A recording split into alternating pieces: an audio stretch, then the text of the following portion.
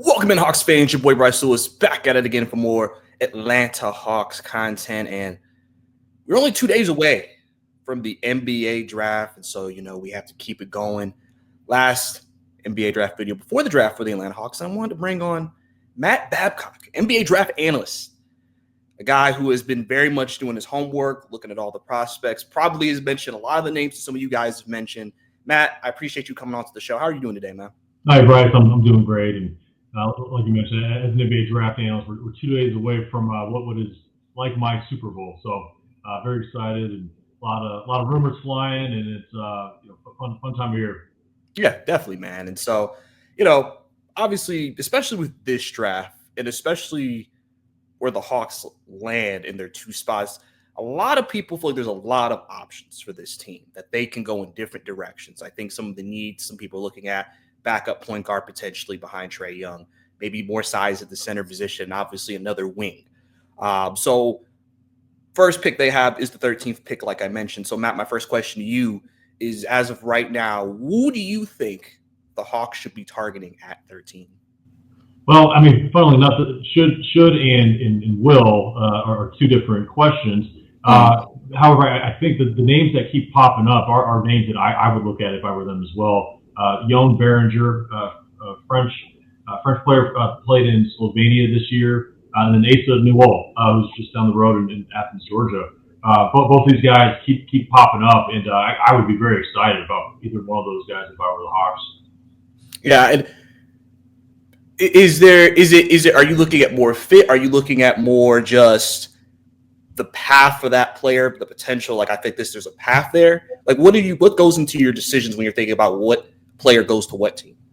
Yeah, I mean, it depends on which team you are and where you're picking and all that, and the options that are in place. I think with Atlanta specifically, they're a young team that has a pretty strong core unit. I mean, visualizing what that their team might look like a few years from now, you start seeing it taking shape. And so I think adding somebody that has a pathway to be a part of that, I mean, I think is important. But you also bring somebody with some upside. I think at 13 in this year's draft, you've got a number of options of guys that, if things click, I mean, could be very good starters. And so I think that's an exciting place to be. And I don't see there necessarily being right or wrong decisions. I think there's a number of guys where I would be open to the argument of why they make sense for Atlanta, and whether it be for depth purposes or bring somebody that has upside to be a starter, like I mentioned. With Behringer, he's 18 years old. I mean, I think he's just scratching the surface of what he's going to become. And the same thing could be said about Newell. And Behringer is very interesting, man. I've been high on him all year, and I think he's finally really gaining the momentum that he deserves. I'm not certain he gets out of the lottery, as I mentioned with the Hawks 13th pick, but there's other teams sort of rumored to be in the mix with him as well. Sort of reminds me of a young, from an upside standpoint, very maybe more athletic Joakim Noah. And so that's the type of player we could be looking at a few years from now. And Nathan Newell, I think, provides probably a little more flexibility. Being able to project him long term as being more of a 4 or 5. I think Behringer's more of a 5. But yeah, two exciting names for sure.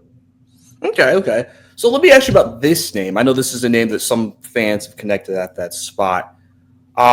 It is also kind of, some people wonder if that would be a good fit, but I'll ask, if Colin Murray-Boyles dropped to 13, do you think the Hawks should be considering him at that spot?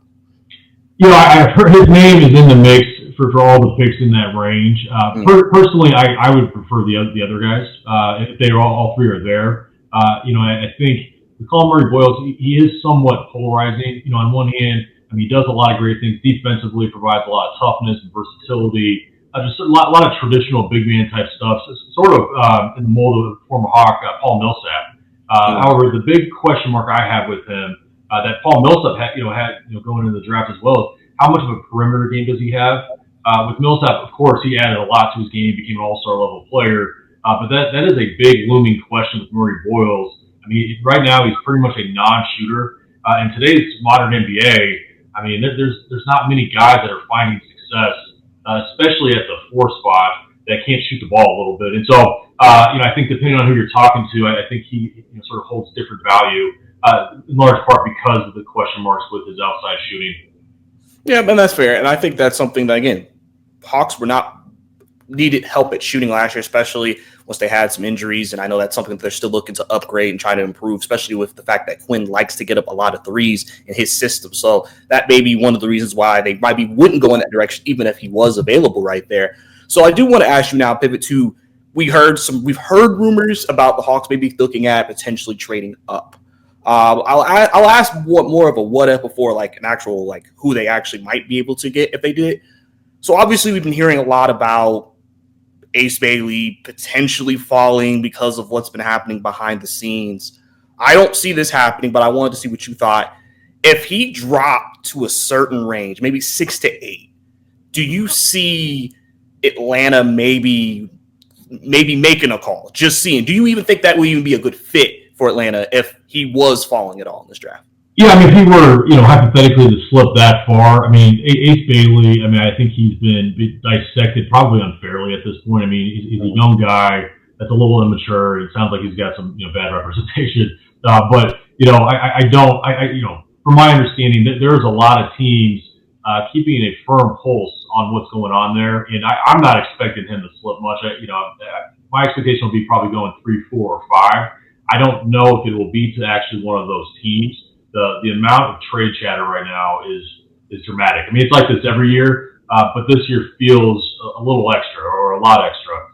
And Ace Bailey is a big part of that. So, I think there is some truth to people having some question marks about his maturity, and some of these flaws on the court. But like at the end of the day, this guy's upside is significant. So a team like the Hawks, if they can, move up and get a guy like that, I can see that. That's a guy that has star potential. And a team like Atlanta, I mean, you're still, building for what this team's going to look like the next 2-3 years. And so adding a guy that has that high of a ceiling, I mean, that definitely should be interesting to them.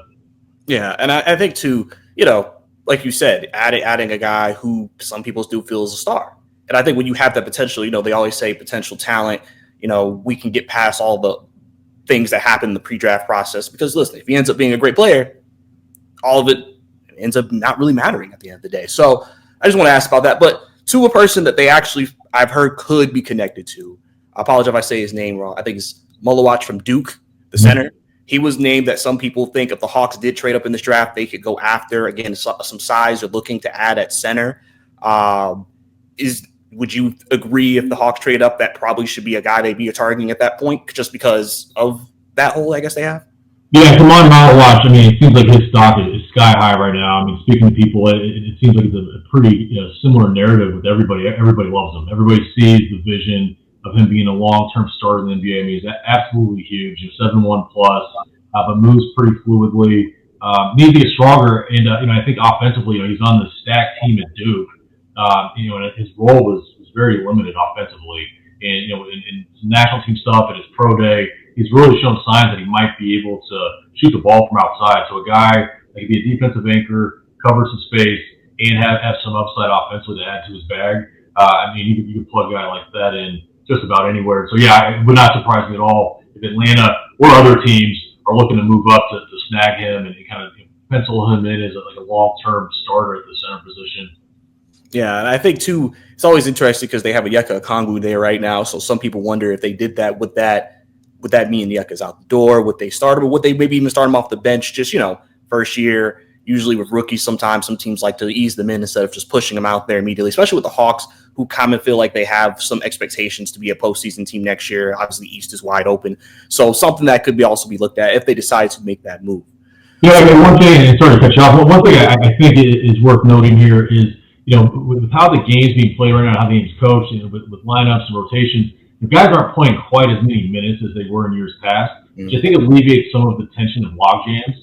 There's plenty of minutes for guys to coexist. I mean, I think the biggest thing is are certain guys able to be on the court at the same time. So I mean, with Okongwu and Mulawach, I think that's an interesting question. I think that's where how much trust do you have in Malawach's ability to shoot the ball from outside? That would be interesting to me, right? Because if you are confident that he could, provide some floor spacing, now you're put in a spot where Okongwu is doing some low post stuff against fours rather than fives.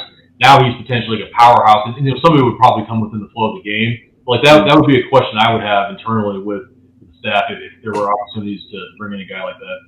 Yeah, and it makes sense, because obviously some people, there's been debates in the Hawks community about, is Okongwu center, should he play more forward, et cetera, et cetera.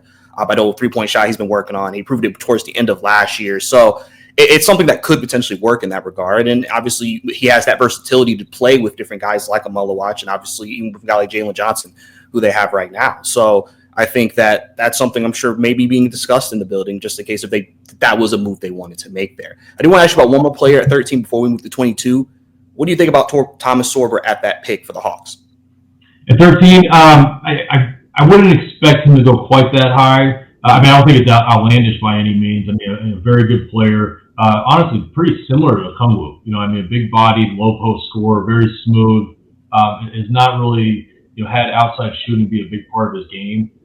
It does feel like a little bit of a replication of Okongwu. So I would be surprised if they were to target him at 13. These other names I mentioned seem like a more seamless fit. However, if he were to get to 22, that's a different story. Now all of a sudden we're talking about a very high value pick, and I think at a certain point with all these players, to get to a certain range, you need to look at, okay, am I just getting a really good player, a high value pick? And so 22, yeah, I would be buying that. 13 feels like a little bit of a stretch. Okay, fair enough. All right, so let's go to 22. Obviously, I think a lot of Hawks fans, especially because a lot of fans mentioned the center spot, and I've named a couple of guys to you already. They feel like if not at 13, 22 could be a solid spot for that. There's some guys that they really like. There's a lot of value, I feel like, at 22 in the draft for this team. Who do you like in that area? I'm going to sort of deflect the question a little bit because a lot of it is just who's going to be there, right? And I think that there's so much uncertainty with this draft. And I wish I could come on shows like this right now. We're 2 days out and say, hey, I know where all these guys are going. There is so much uncertainty among NBA executives and agents right now that not many players have backstops. And there's guys with extremely wide ranges compared to most years. I'm sure these players and these parents are just freaking out right now. It's going to be rough, especially with us having 2 days of the draft. The guys that are French first rounders, guys that slip to the second round.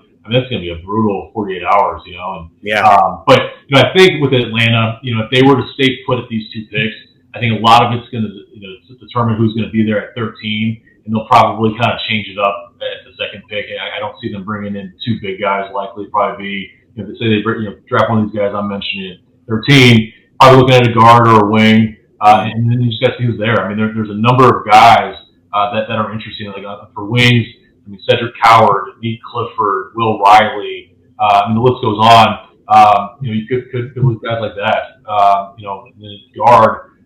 Nolan Traore from France. He'd be an interesting guy if he's there. Walter Clayton from Florida. I think Atlanta is going to have potentially a pretty big pool at both picks as far as what direction they go in. And honestly, if we're doing or grading draft picks the day after, there's a number of options I think they could do where they could have a great draft. Okay, yeah, and I think like what you said, it's very fair. Like I said, there is such a wide range, and I think when you hear some people discuss all the picks and all the prospects, you just hear 5, 6, 7, 8 names connected to one pick just because of that. So I get not being able to kind of be like, okay, this is who I would think would be here at this spot. I will ask about another guy who I believe the Hawks have worked out and have also visited to work out. He's a guy that I just heard a big popular name popping up from China. Hansen Yang is a guy that I think some people are high on in this draft. I just want to get your thoughts on him as a player, and what do you think about him? Yeah, he's definitely helped himself a lot. I think in the past he's a little out of shape, kind of on the heavier side. He's really trimmed down. Visibly at the combine, he looked great. He's shooting the ball, making plays. It's definitely moved the needle in the right direction. I probably see him more as like a solid second round pick. Whereas going into the combine, I saw him more as a fringe draft pick. And now I'm expecting to see him sort of in that range where he's probably going to get, or at least a chance of getting a decent contract. Yeah, so I've heard some people say maybe that could be another guy they consider at 22, but like I said, I don't see the Hawks double dipping in this draft. So depending on what they do at 13, they'll probably do differently at 22. And like I said, there's three positions of need that I mentioned for them. I think they'll be able to at least dress two. And I always say the NBA is different because their drafts for free agency. So you're thinking of what young player can you bring in to help address the position before you even get to veterans and guys who've been in the league. So, I think one thing too to keep in mind is that the game has become every year is more and more positionless, right? And with that is a lot of flexibility. I think Atlanta is a perfect example of this. They have a lot of guys that can coexist with each other on the floor. Obviously, Trae is not in that boat with his lack of size, but so many different lineups you can throw out there, and sort of different scenarios of guys you can bring in and why it can make sense. And so I think it's a lot different than it used to be in years past, where there's just very clear kind of linear pathways for a guy. I mean, similar like at the NFL, like based on your scheme, there's some guys that will just be not an option at all. I mean, if you're running a power run offense, you're not bringing in, receiving back or, a number of different examples like that. I think the NBA is much more fluid in regards to the roster construction. Yeah, and I think that's something they kind of already started to do this year, which brings me actually to this question. So I'm gonna want you to kind of turn the clock back a little bit to last year at this time. Hawks with the first pick. They drafted Zachary Richer with the first pick. I wanted to ask, what were your thoughts about Zach going into the draft last year? And now, after seeing a season, was it what you expected from him? Was he better than you expected? Was he worse? A young guy with a lot of upside. I mean, I think, there's always a lot of uncertainty when you're drafting a kid that's so young and unproven. I'd say, he exceeded my expectations as far as his production this early, but they created a pathway for him to produce too, right? So I think that's part of it is, for these young guys. And I think sometimes the critics are a little too harsh too quickly. And so, I think as far as, doing redrafts and like I said, being overly critical on these guys, let's give them some time, and so whether they're produced or not, a lot of it is the opportunities there or not, but I do think they should feel good about where he's at in his development. I'm expecting him the next couple of years continuing to progress.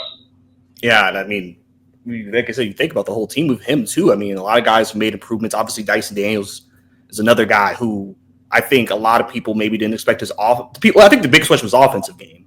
We knew the defense would be there. It's just his offense. And even though there's still a lot of work to be done, he did improve this last year, which ended up helping him win most improved player in the league. Yeah, and Jalen Johnson, same thing. I loved him going to the draft, and there were some question marks with him and all that. And he's been terrific. And so I think long term from a roster construction standpoint, they've got a lot to work with. I think there's probably question marks.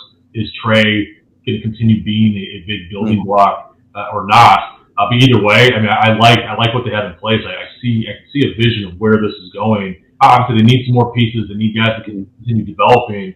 But I think the trajectory is on the up and up. Well, and speaking of Trae, obviously, I think one of the big things about him that makes him, so special to a lot of people is his passing. And some people will say he's a big, dream pairing. When evaluating players, especially like bigs or wings in this draft, if you have a player like Trae Young, how does that change the evaluation process when you're like, oh, maybe he's not a shot creator, but Trae can get him the ball, can get him good looks? How do you play that when you're maybe evaluating a guy and have a player like Trae Young on your roster? Yeah, that definitely comes into play. Obviously, Trae is a very unique player, special player, but he's polarizing, right? Offensively, his game is predicated around his outside shooting, which he has limitless range. And so he's just able to create so much. And to your point, if you're building around Trae, it takes some pressure off guys having to create. Having some glue guys that are good in catch and shoot or get out on the break. But honestly, the biggest thing would probably be defensively, and that's where Dyson Daniels. I think everybody in the league would highly value him, but especially when you've got a 5'10" or whatever point guard that's just okay defensively. He takes a lot of the load off of him, and so I think complementary guys that can provide some floor spacing, be a good complement to Trae.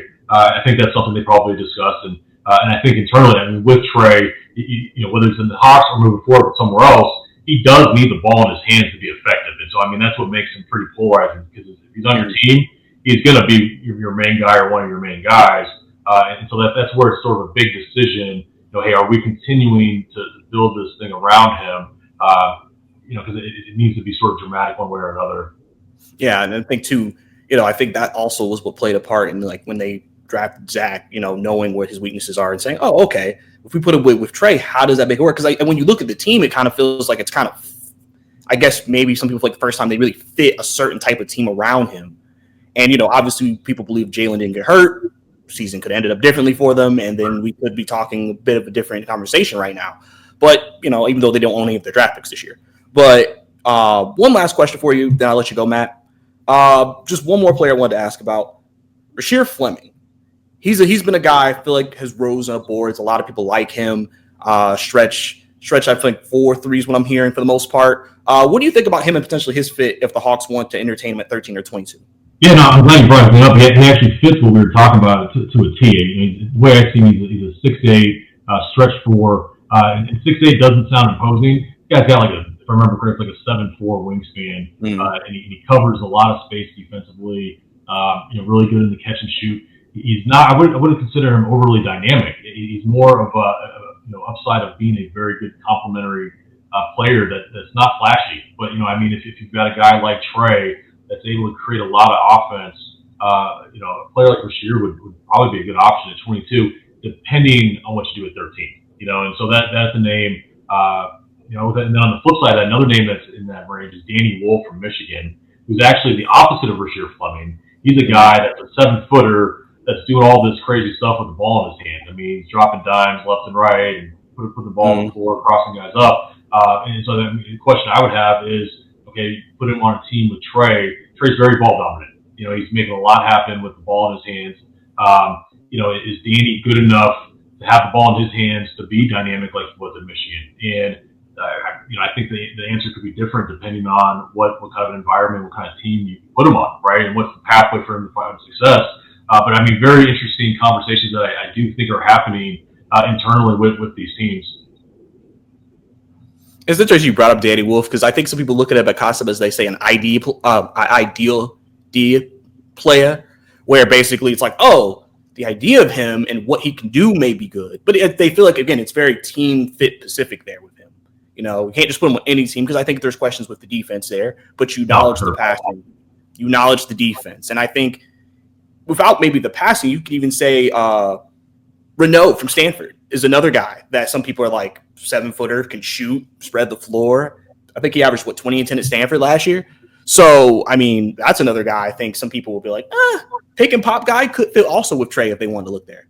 Yeah, I think Renaud, I think Ryan Kalkbrenner kind of falls in the same category. If you're looking at 22, like, okay, who's somebody that can provide some depth for us right away? And I think Renaud and Kalkbrenner are both older guys that give you something you don't have. They're true fives. They're huge, provide some rim protection. They both also shoot the ball enough to provide some floor spacing. And so again, that's where if you're Atlanta and a lot of these teams, there are so many different options and sort of pathways you can take that to me would suggest a pretty good draft. I don't think this is a very linear draft in regard to like, hey, we're just going to take the next player available or best player available, because I think that could be a lot of different players depending on the approach and mindset of that team. Yeah, and like I said, especially with new decision makers at the helm for the Hawks this season, it'll be interesting to see how they view things. It'll be interesting to see if they do actually trade up in this draft. They have a lot of options on the table, and I think they're just exploring every option to see if there's something they could do, because they obviously want to help the team get better as they, like I said, try to make a push to be a postseason team next year. But Matt, I appreciate you coming on to the show, man. Let people know where they can find you. Yeah, our website's BabcockHoops.com, and then on social media you can find me at Matt Babcock11 and all the usual social media platforms. But we're going to update our mock draft tomorrow, doing a new show, and just going to keep a pulse on everything as everyone else is. It's an exciting time, 2 days away from the draft, and can't wait. Yeah, man. Very exciting times, man, especially after we just crowned an NBA champion. Off-season begins, and people are getting their engines ready, trying to dethrone them next year. But obviously, guys, if you enjoyed this episode, subscribe to the channel, like the video. If you're listening to audio, leave a rating, leave a review. Obviously, we'll see what happens with the draft. I will be on after to talk about everything that happened that night. But I appreciate you guys tuning in to Believe in Hawks. That's Matt. I'm Bryce. See you next time.